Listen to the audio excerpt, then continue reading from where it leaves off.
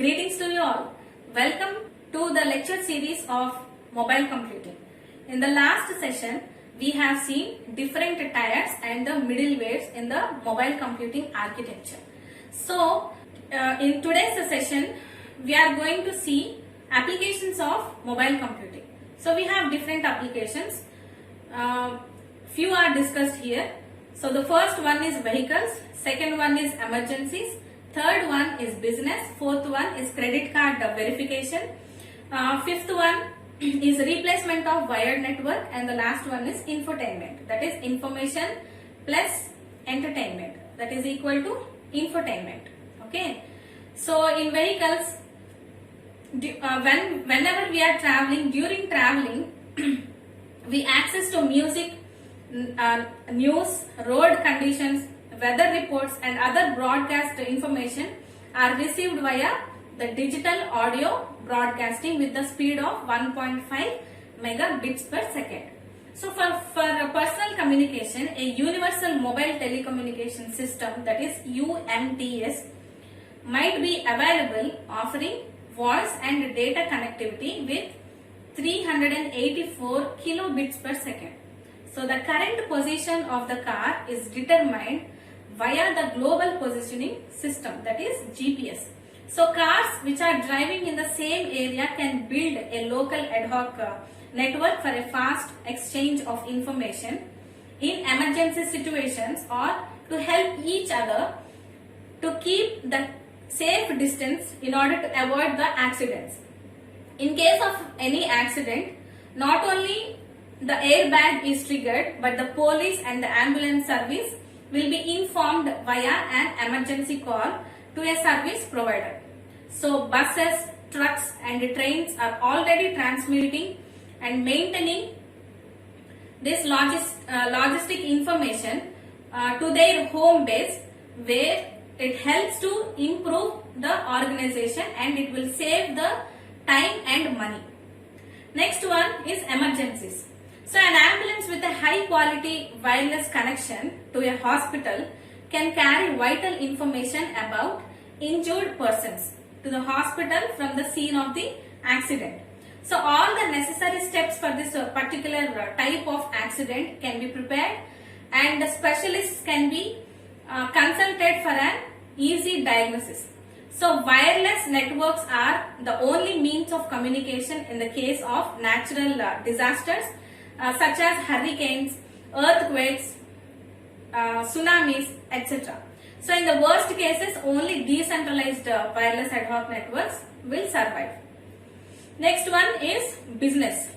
So managers can use mobile computers, say crucial presentations to major customers. So they can access the latest market share information at a small intervals or small recess. They can revise the presentation to take advantage of this information.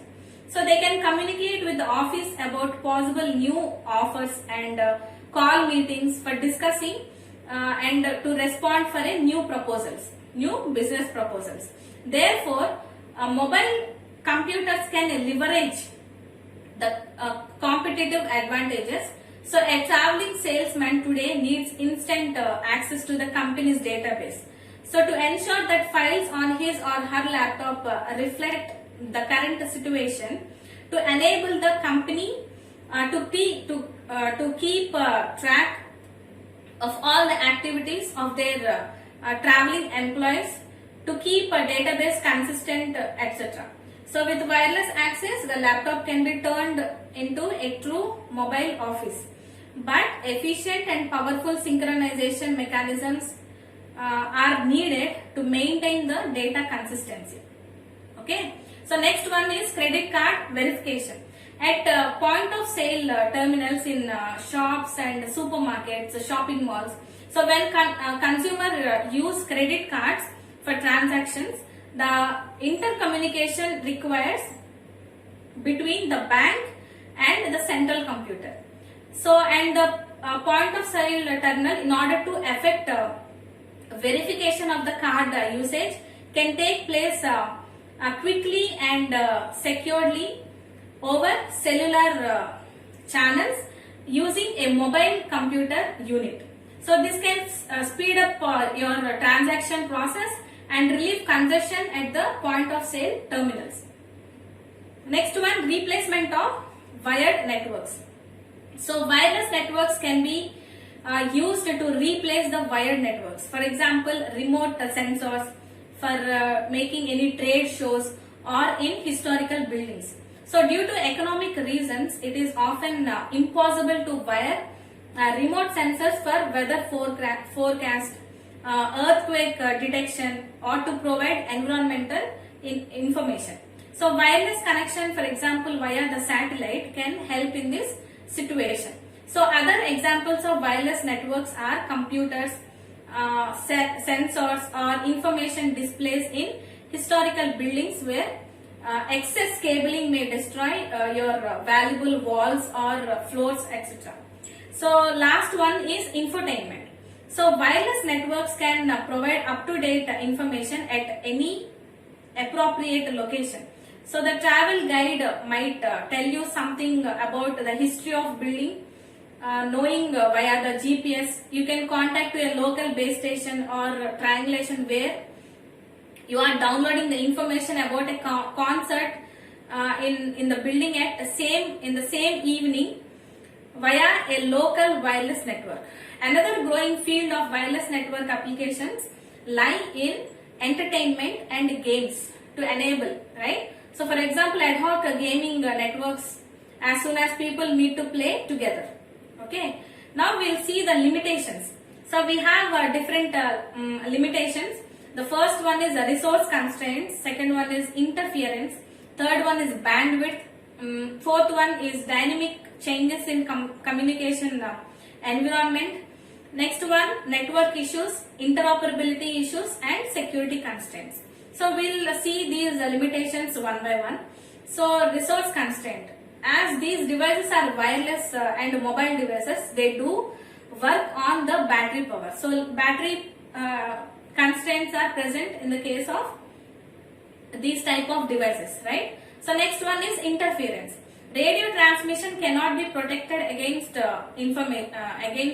interference using the shielding and result in high loss data rates for transmitted data or higher bit error rates respectively due to this interference.